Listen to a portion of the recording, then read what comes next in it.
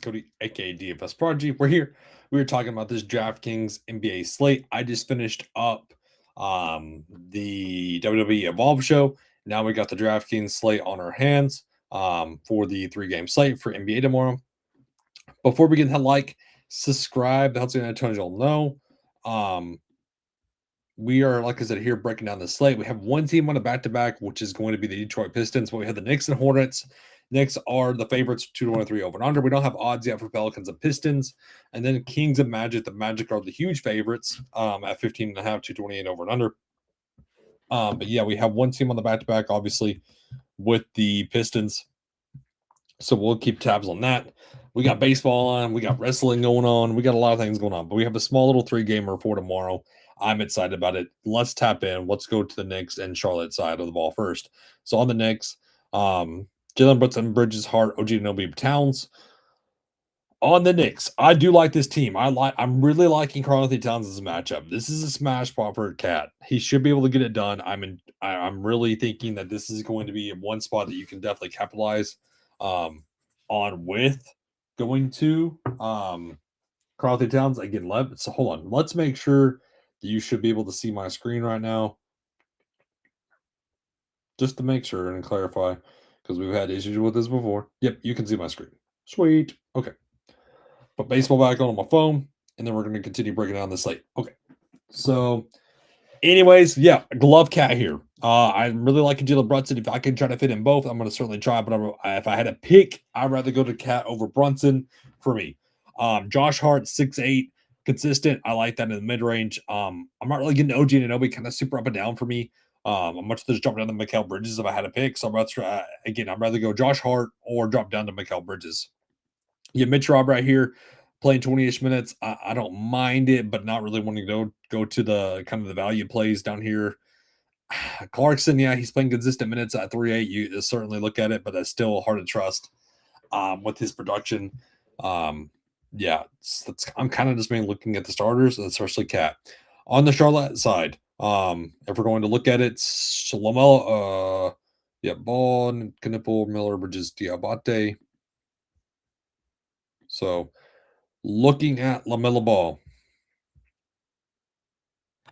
So 23 minutes, 29 minutes, 20 minutes, 33 minutes. Minutes are all over the place, but production's certainly there. 8-7, this is really a hard matchup for LaMelo Ball. I'm going to throw him in the player pool, but I really wouldn't want to go to him necessarily.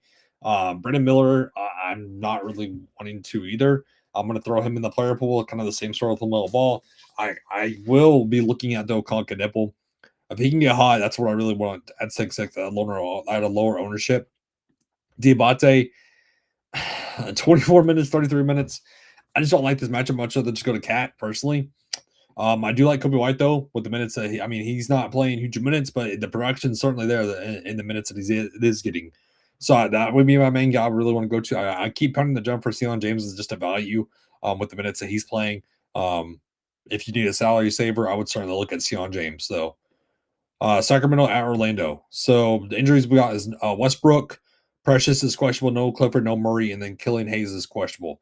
So we got lots of things to try to figure out here. So DeRozan at 7-3, I don't want to go to. I really don't want to go to that. I will play some Maxine. I do like that at 7-1. But the rest of this team would either know the injury news on because this could be a lot. Like I said, you could be looking at Dylan Cardwell possibly if there's no Precious. Plottin would look good at 5-3 still playing big minutes. Malik Monk is super up and down, yes, with his minutes, but I just don't know what to expect out of him. I still like Dougie M. So Dougie Mint buckets, if you want to call him that, at 3-7 is a value. But yeah, you could be looking at some of this team. On the Orlando side, Jalen Suggs is questionable. That's the big news with no Black as well. We could be getting some of Jamal Cain and starting that up once again at 3-5. You could be also looking at Javon Carter as a value at 3-8. So those two guys that would be certain value plays that I really want to go to. Heck, you can even look at Jace Richardson. Played 19 minutes on the 23rd. Yeah. So again, if he's going to be playing minutes if he's going to be recall and playing minutes, you could certainly look at Jace Richardson. Again, we just need to know what the injury news is to see kind of how this rotation plays out. Because if we look back, let's go to the Magic.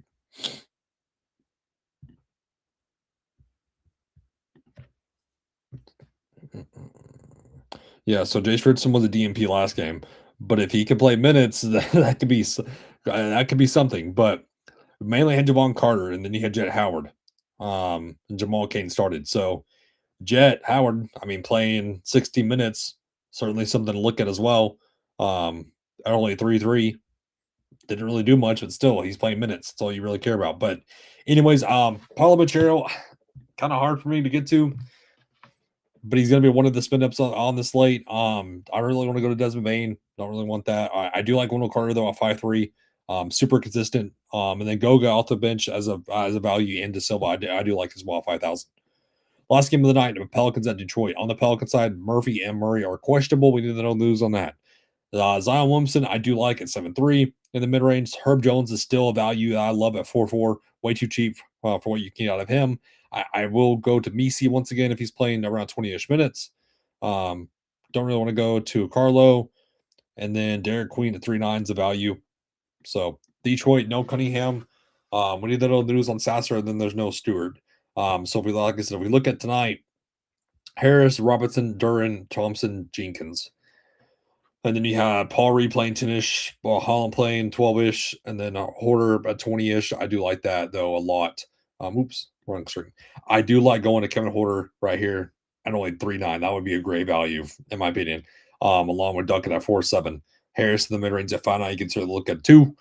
Jenkins, it's hard to trust Jenkins at 6.2, but he's playing good. So, and Duran, of course, is in play. But that is the quick 3-game wrap for us. Again, thank you all so much for tuning in. I hope